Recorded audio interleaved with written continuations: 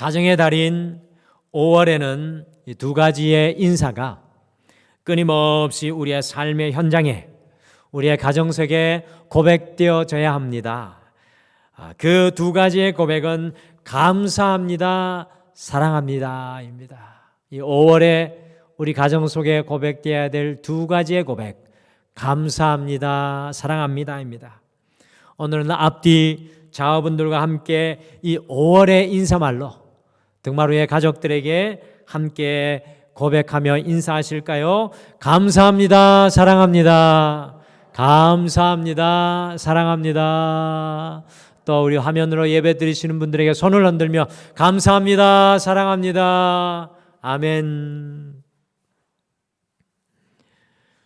미국의 어떤 사람이 중고품을 파는 시장을 둘러보다가 그림보다는 액자가 너무나 마음에 들어 우리나라 돈으로 3,000원을 주고 그 액자를 사서 집으로 가지고 왔습니다.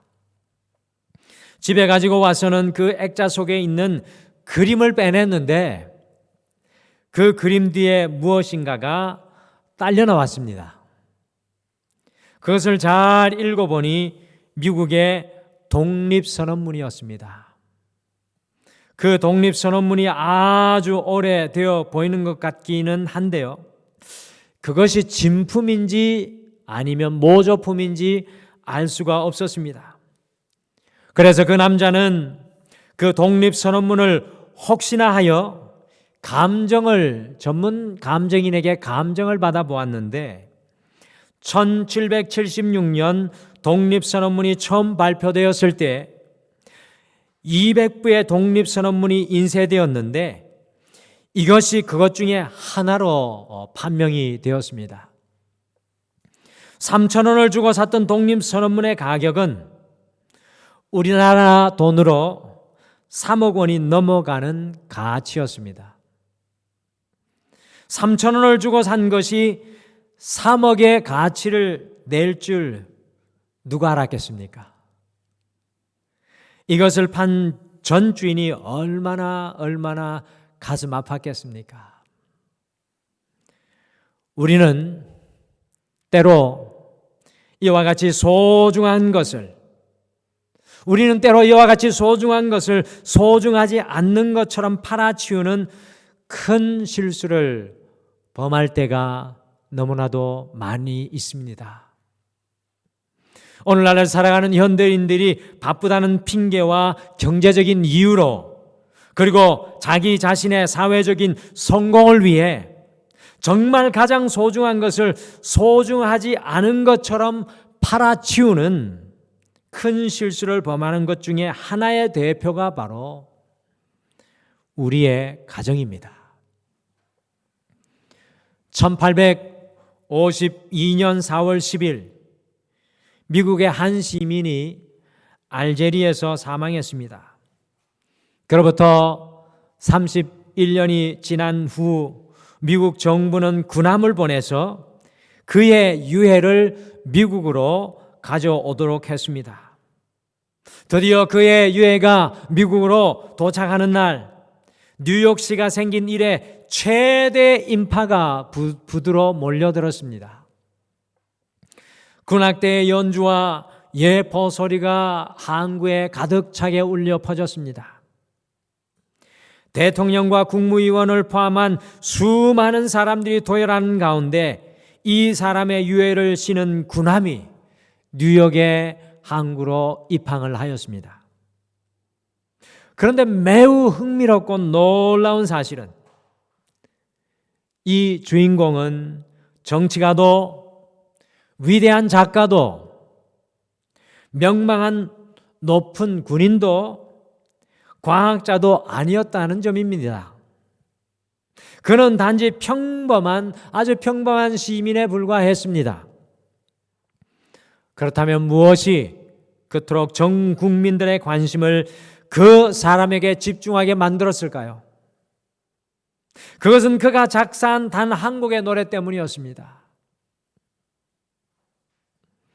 그 노래의 가사가 미국인들로 하여금 이 세상에서 이 세상에서 무엇이 가장 소중한 가치를 지니고 있는지에 대해 마음속 깊은 깨달음을 주었기 때문이었습니다. 원래 원곡의 가사는 이렇게 시작합니다. 비록 우리가 삶의 기쁨들과 화려한 왕궁들 속에 거닐지라도 우리의 집과 같은 곳은 그 어디에도 없다는 사실이 우리를 겸허하게 합니다. There's no place like home. There's no place like home. 집과 같은 곳은 그 어디에도 없습니다. 가정에 대한 소중한 고백이 이 한 사람을 위대하게 했습니다.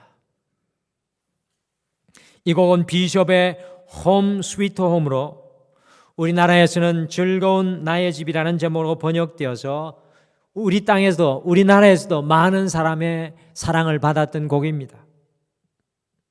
오늘 함께 읽으신 시편 127편은 이 제목을 보시면 솔로몬의 시, 성전에 올라가는 노래라고 되어 있습니다. 시편은 복 150편으로 되어 있는데요. 솔로몬의 시가 많이 나올 것 같은데 시편 150편 중에는 솔로몬의 시가 딱 2편이 나옵니다. 그 중에 하나가 시편 72편이고요. 나머지 하나가 오늘 본문 127편입니다. 이 시편 127편을 고백할 때 제 생각으로는요, 솔로몬의 영적인 상태가 최고로 충만했을 때, 그가 하나님과 최고로 가까이 있을 때, 그와 하나님의 거리가 최고로 가까울 때 고백했던 그러한 고백이 아닌가 생각합니다. 시편 127편을 바라보면 이 말씀을 보게 되면요, 솔로몬은 자신의 왕국도 아니고 자신의 명예와 성공도 아닌 어떻게 하면 가정을 온전히 세울지 고민하며 믿음의 고백을 시편 127편에서 하고 있습니다. 솔로몬 이후에 시편 127편은 특별히 수많은 사람들이 예루살렘 성전으로 올라갈 때 1년에 3번씩 예루살렘에 올라가면서 불렀던 찬양이 바로 시편 127편입니다. 가정의 소중함을 생각하며 주의 성전을 향해 올라가면서 여호와께서 집을 세우지 아니하시면 세우는 자의 수고가 헛되며 여호와께서 성을 지키시지 아니하시면 파수꾼의 깨어 있음이 헛되도다라고 이 솔로몬의 고백을 많은 사람들이 믿음으로 노래하면서 가정의 소중함, 가정을 주님 앞에 세우기를 소원하면서 성전으로 올라갔다는 것입니다. 바로 오늘 이 가정주일 예배를 드리는 우리 성도님들의 마음과 똑같다는 것입니다. 오늘 가정을 향하여 고백하였던 솔로몬의 고백에 우리의 눈의 초점을 함께 맞추시겠습니다. 그러면서 다시 결단 20번째 시간에 이 가정 앞에서의 결단, 등마루의 다시 결단 20번째 시간에는 가정 앞에서의 결단이라는 제목으로 우리에게 가장 소중한 가정을, 여러분과 저에게 가장 소중한 가정을 어떻게 세워야 할지 다시 결단하는 오늘 주일 또 이번 한 주가 되시기를 간절히 축복합니다. 과연 가정 앞에서 우리는 다시 어떤 결단을 내리고 그 결단으로 살아가야 하겠습니까? 가정 앞에서 어떤 결단이 필요할까요? 첫째, 가정 앞에서 주님과 함께 보기를 결단해야 합니다. 가정 앞에서는 주님과 함께 보기를 결단하셔야 합니다. 같이 시편 127편 1절 성전으로 올라가며 불렀던 이스라엘 백성들 솔로몬의 고백을 함께 우리도 노래하겠습니다. 같이 시편 127편 1절을 같이 읽겠습니다. 시작. 여호와께서 집을 세우지 아니하시면 세우는 자의 수고가 헛되며 여호와께서 성을 지키시지 아니하시면 파수꾼의 깨어 있음이 헛되도다.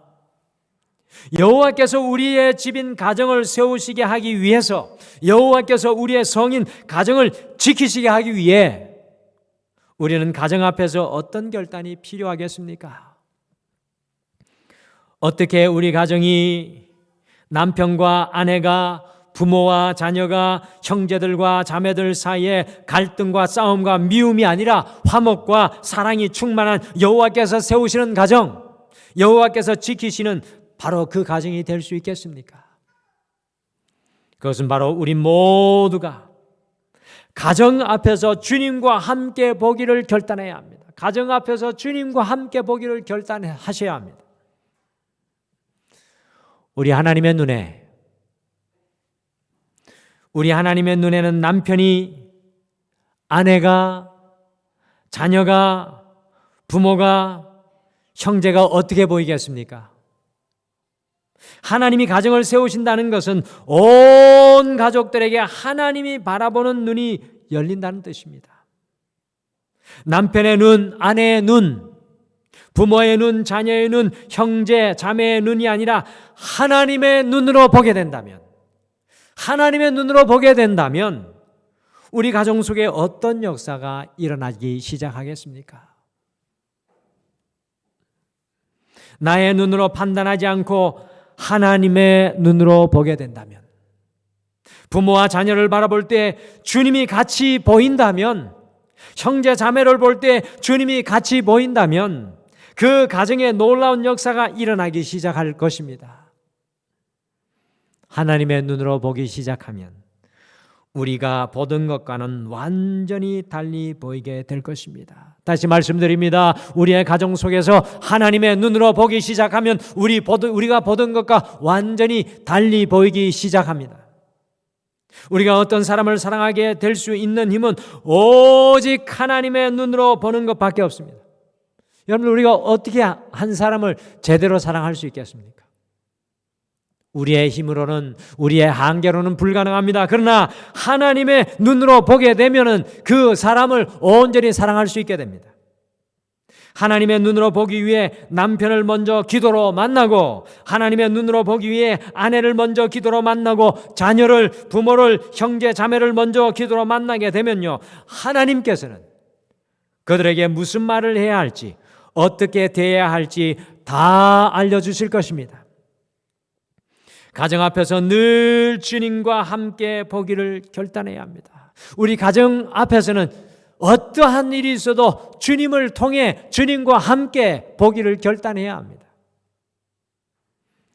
가정을 위해 땀 흘리고 수고하는 남편을, 한 가정을 지켜내기 위해 온갖 부장한 지급과 대우를 받는 우리 아버지, 우리 남편을 우리 하나님께서는 어떻게 보실까요? 가정을 위해 가사일로 헌신하고 눈물로 자녀를 키워내는 아내를, 어머니를 우리 하나님은 어떻게 보실까요? 자녀를 위해 모든 것을 희생하신 늙은 부모님을, 자녀를 위해 모든 것 다 내어주고 이제 남은 것은 주름밖에 없는 늙은 부모님을 우리 하나님은 어떻게 보실까요? 수많은 갈등과 경쟁 속에 입시와 취업을 준비해야 하는 우리 자녀들, 미래가 보이지 않고 앞날이 보이지 않는 우리 자녀들을 우리 하나님께서는 어떻게 보실까요? 우리 가정을 향한 하나님의 눈이 필요합니다. 저마다 모두 자기의 눈으로만 가정을 바라보기 때문에 불평하고 갈등하고 분노합니다. 저마다 모두 자기의 눈으로만 바라보기 때문에 갈등하고 불평하고 원망합니다. 하나님의 눈으로 바라본다면 주님께서 세우시는 우리 가정을 보게 되고 주님께서 일하시고 지키시는 놀라운 은혜를 발견하게 될 것입니다. 미국의 오하이오주의 대농장 주인 테일러 씨의 집에 짐이라는 남루한 거지 소년이 찾아왔습니다. 테일러 씨의 농장에는 할 일이 굉장히 많았기 때문에 그는 아주 쉽게 그 집안의 하인 중에 하나로 일꾼으로 고용이 되었습니다. 얼마 후 테일러는 자기의 외동딸과 그 소년이 서로 사랑하며 가깝게 지내는 것을 알게 되었습니다. 화가 몹시도 난 테일러는 그 소년을 매질하고 빈손으로 자기 집에서 내쫓아 버렸습니다. 그로부터 35년이 지난 후에 창고를 정리하던 테일러 씨는 우연히 그때 그 소년의 작은 보따리를 발견하게 되었습니다. 그 보따리를 풀어보니 성경책 한 권이 나왔는데 거기에 그 소년의 진짜 이름이 적혀 있었습니다. 테일러 씨는 그의 이름을 보고 깜짝 놀랐습니다. 그 성경책에는 제임스 A. 가필드라고 그 당시에 미국 대통령의 이름이 있었기 때문이었습니다.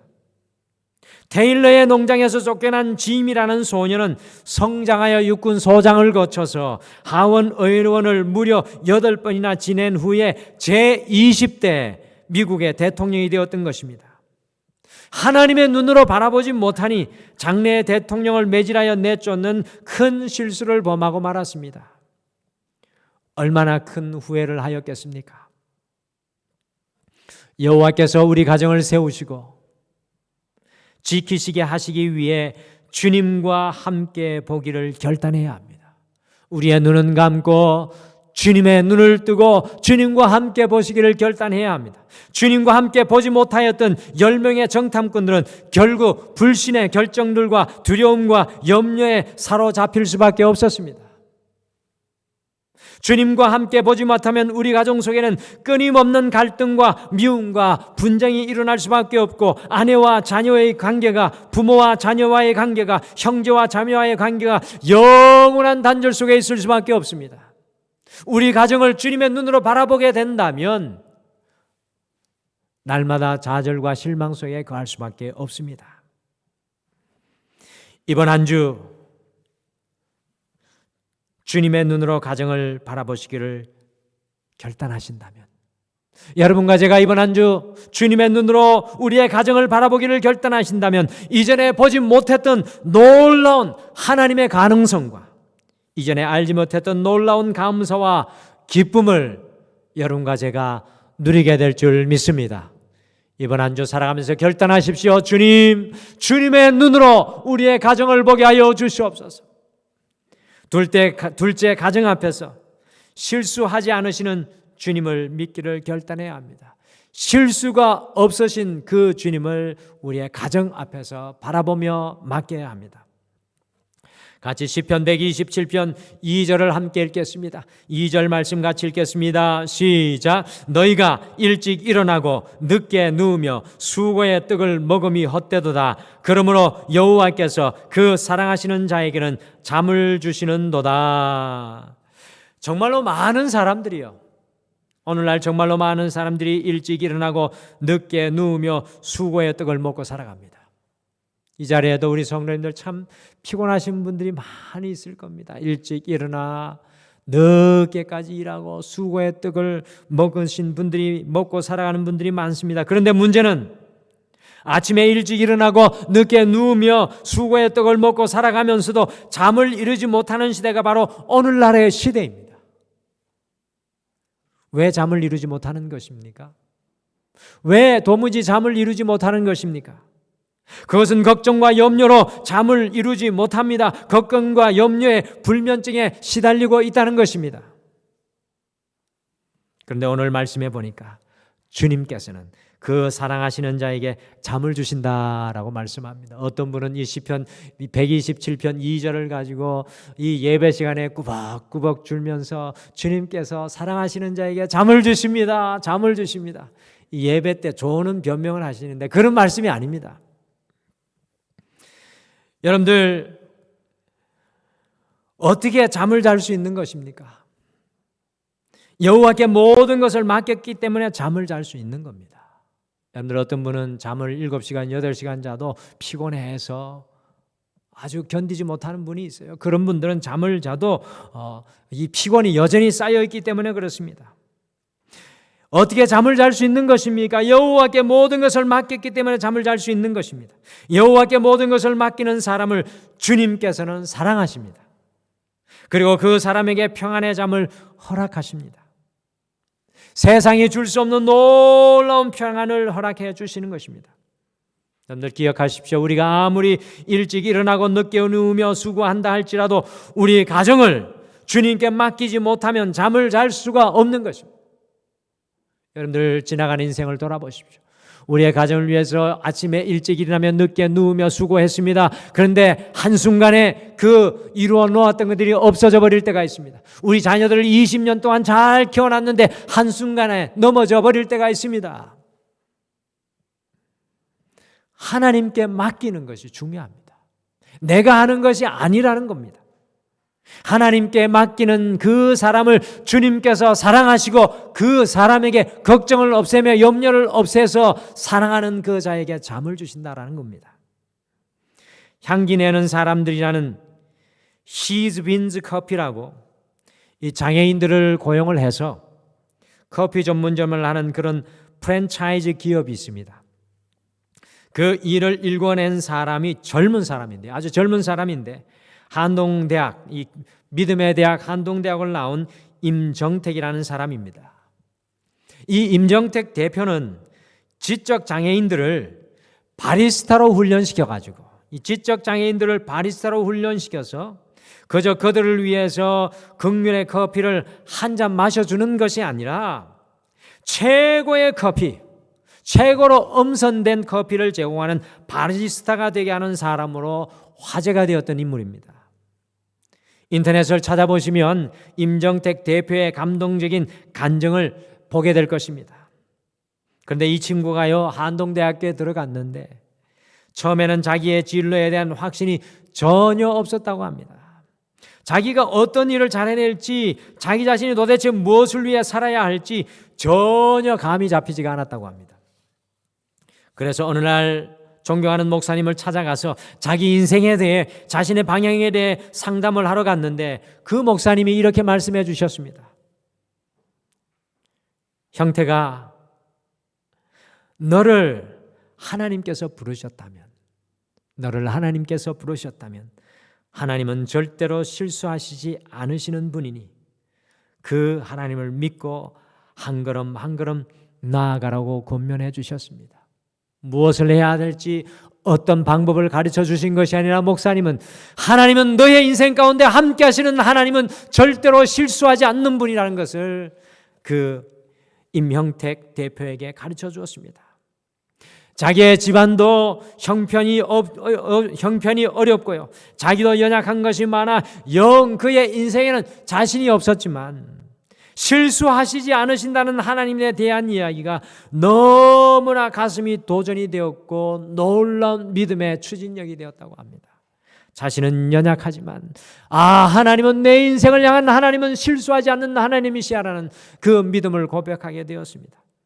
그래서 나는 약하지만 하나님은 실수하지 않으시는 하나님이시라고 고백하면서 하나님께서 이끌어 주시는 기업을 믿음으로 세워서 세상의 약한 것들, 지적인 그 장애인들을 주님 앞에 세워서 세상의 강한 것들을 부끄럽게 하는 은혜의 사업을 감당하는 대표가 되었다는 것입니다. 우리가 가정을 바라볼 때, 우리의 자녀를 바라볼 때, 우리의 부모를 바라볼 때, 배우자를 바라볼 때 좌절하고 낙심할 때가 많이 있습니다. 정말로 연약해 보일 때가 많습니다. 그러나 우리는 실수하지 않는 하나님께 우리의 가정을 맡기기를 결단해야 합니다. 여러분과 저는 실수가 많습니다.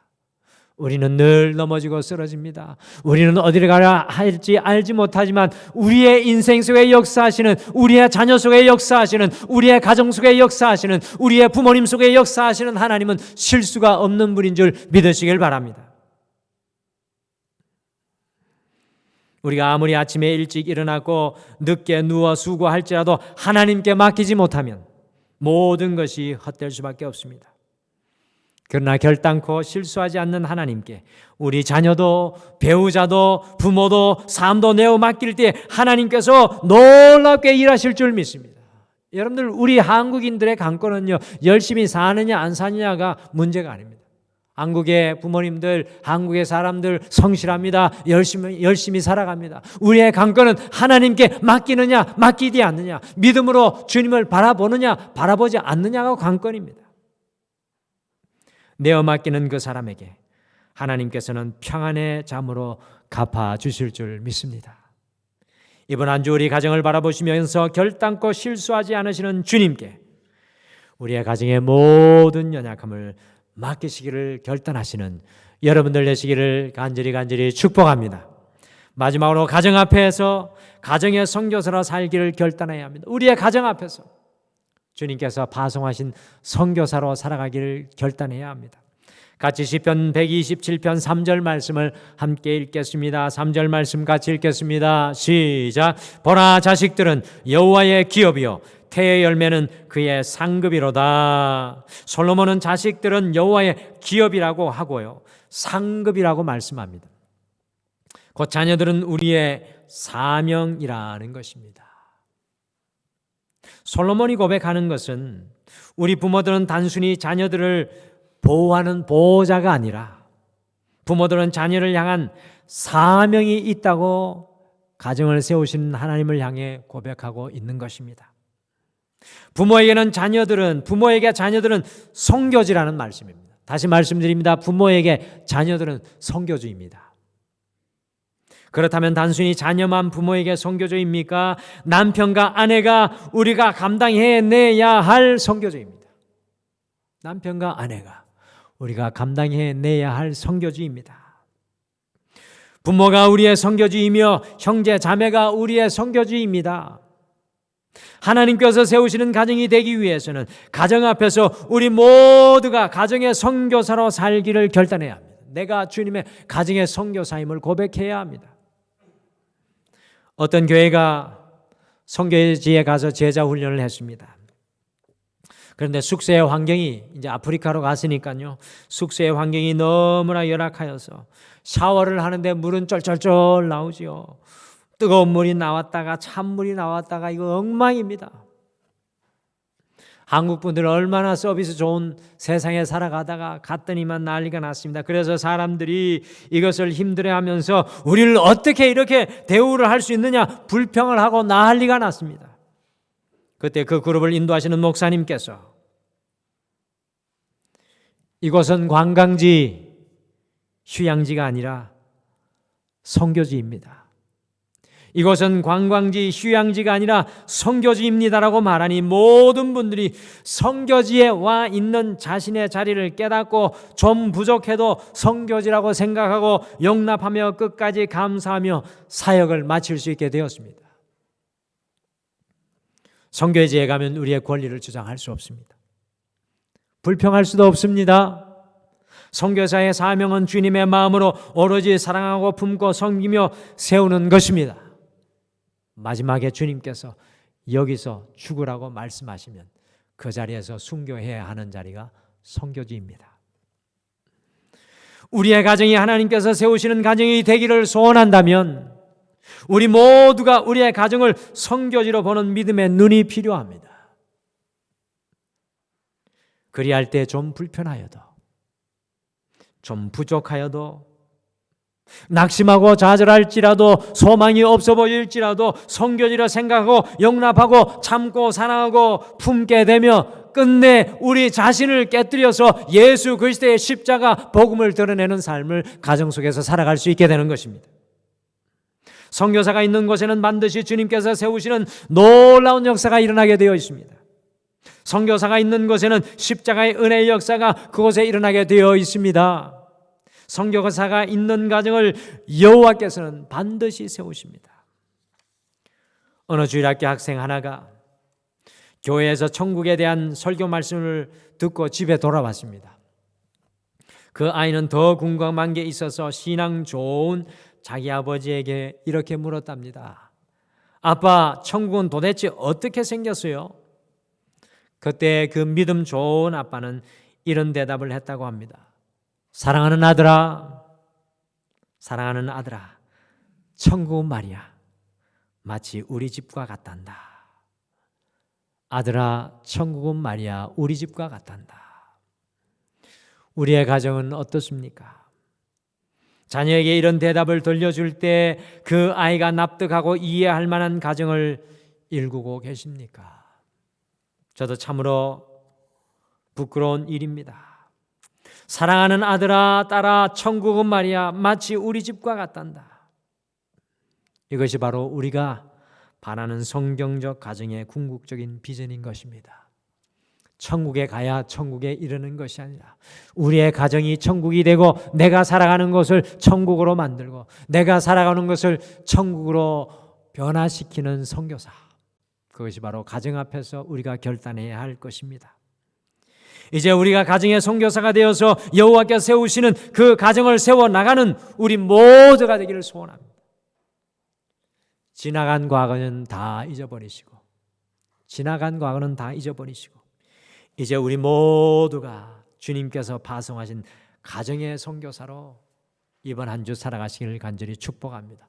오늘 이 예배를 드리고 나가실 때 주님께서 나를 가정의 선교사로 파송한다는 그러한 고백으로 달려나가십시오. 이번 한 주 특별히 가정 앞에서 등마루가 다시 결단하기를 소망합니다. 가정 앞에서 주님과 함께 보기를 결단하십시오. 오직 주님의 눈으로 보기를 원합니다. 가정 앞에서 실수하지 않으시는 주님을 믿으며 주님께 맡기기를 결단하십시오. 가정 앞에서 여러분과 제가 선교사로 살기를 결단하며 그 자리에서 주님이 순교의 자리까지 이르게 하실지라도 우리를 통해 그리스도의 십자가의 아름다운 향기를 드러내기를 소망합니다. 그리하여 우리의 가정 속에 흘린 눈물과 기도와 고백들이 여러분과 저의 영적인 성지가 되어서 우리의 가정이 우리의 눈물과 기도와 헌신과 사역을 통해 영적인 성지가 되어 주님을 영화롭게 하는 등마루에 속한 모든 가정들 되시기를 간절히 축복합니다.